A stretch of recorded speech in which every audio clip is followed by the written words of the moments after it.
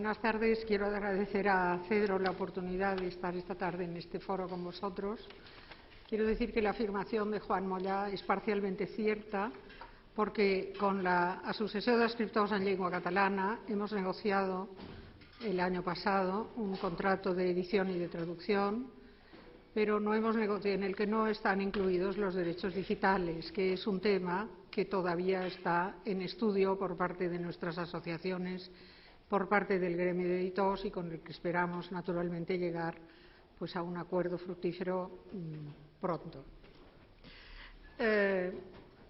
También quiero decir que tal vez por el momento en que me ha tocado participar en el foro habré necesariamente de repetir algunas cosas que ya se han dicho. Os pido por ello disculpas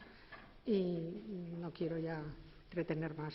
Hoy habremos oído repetir hasta la saciedad la incuestionable afirmación de que los imparables avances tecnológicos están propiciando una transformación general de la sociedad en que vivimos, una transformación rapidísima de la que no queda al margen la utilización del libro como cauce más adecuado para la divulgación del progreso científico, la difusión de las corrientes artísticas y la publicación de las obras de creación literaria.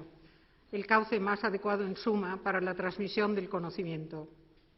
El libro, escrito por un autor, fabricado por un impresor y publicado por un editor, dio lugar a una importantísima industria editorial que, tras un desarrollo de varios siglos, acabó siendo regulada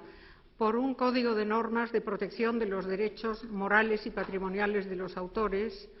basadas estas normas en unos conceptos jurídicos nacidos en Inglaterra y Francia en torno a la noción de propiedad intelectual.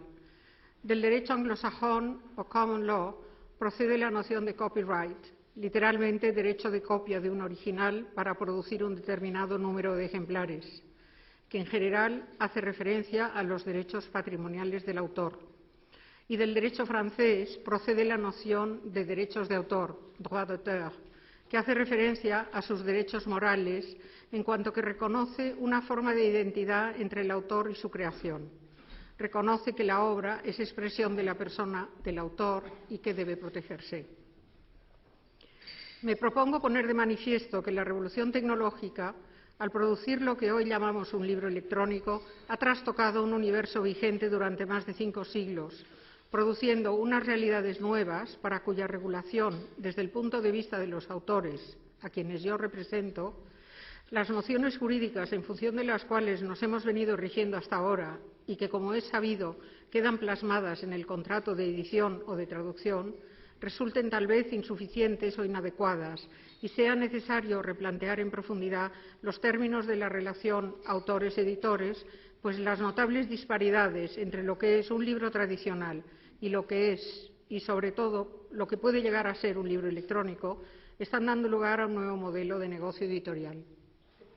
En efecto, para la academia, un libro es una obra científica, literaria o de cualquier otra índole con extensión suficiente para formar un volumen.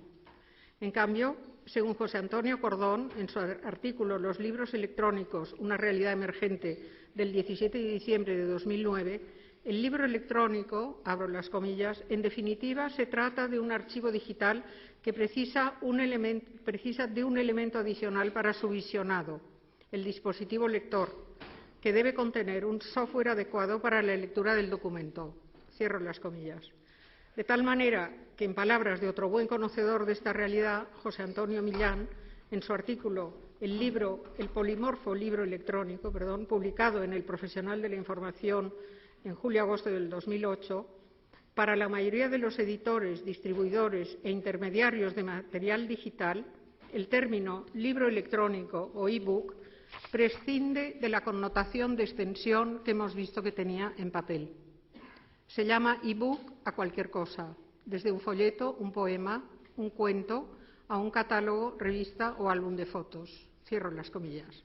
Por otra parte, el mismo autor, Millán, al recordar la definición que da la Ley 10/2007 de 22 de junio de la lectura, el libro y las bibliotecas, en su artículo 2, que describe el libro como obra científica, artística, literaria o de cualquier otra índole que constituye una publicación unitaria, advierte también de que para esos mismos editores, distribuidores o intermediarios de material digital, El libro electrónico prescinde del carácter unitario que le atribuyen leyes como la española, aludiendo a la que acabo de citar. Una exploración de Internet nos confirma esta afirmación. Una de las principales editoriales digitales españolas, al enumerar las ventajas que posee el e-book para el editor, especifica: